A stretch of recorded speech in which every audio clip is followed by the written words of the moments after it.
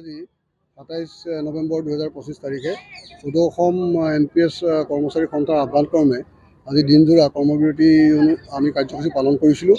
অসম কৃষি বিশ্ববিদ্যালয়ৰ সমূহ শিক্ষক অনাশিক্ষক কৰ্মচাৰী বৃন্দ এক হৈ আজি পুৱা 8 বজাৰ পৰাই 5 বজালৈকে আমি আমাৰ যি দিনজোৰা এই কাৰ্যসূচীৰ যি দিনৰ কাৰ্যসূচী সেই কাৰ্যসূচী পালন কৰিম। আমি কৰ্মবিৰতি পালন কৰিম। তাৰ উদ্দেশ্য হৈছে মূলতঃ আমাৰ যি পুৰণি পেঞ্চন নীতি সেই পেঞ্চন নীতি বাহাল ৰখা আৰু যি এতিয়া আমাৰ ওপৰত জাপি দিব খোজা হৈছে আমাৰ একত্ৰিত পেঞ্চন ব্যৱস্থা বা নতুন পেঞ্চন ব্যৱস্থা, এই গোটেইকেইটা সম্পূৰ্ণ আশাপূৰ্ণ আৰু ই কৰ্মচাৰীসকলক এক অনিশ্চিত ভৱিষ্যতৰ বাবে ঠেলি দিয়ে।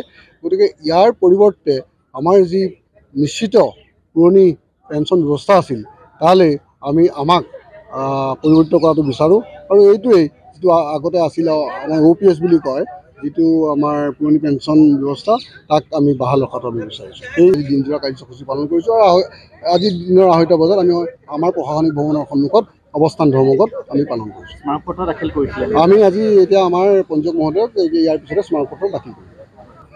এয়া সাধাৰণতে আমাৰ যি সদৌ অসম আমাৰ NPS কৰ্মচাৰী সন্থা আছে, আমাৰ সদৌ অসম বিশ্ববিদ্যালয়ৰ মহাসংঘ আছে, সেইসকলে আজি প্ৰায় কেইবাবছৰো ধৰি আমি বিস্তৃত কাৰ্যসূচী লৈ আহিছোঁ।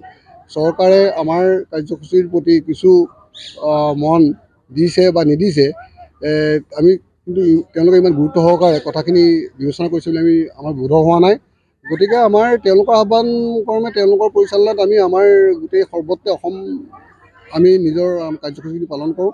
গতিকে অনাগত সময়ত আমাৰ যি সন্থা আছে সন্থাই সিদ্ধান্ত ল'ব আৰু সেই সিদ্ধান্ত মৰ্মে আমি আগবাঢ়িম।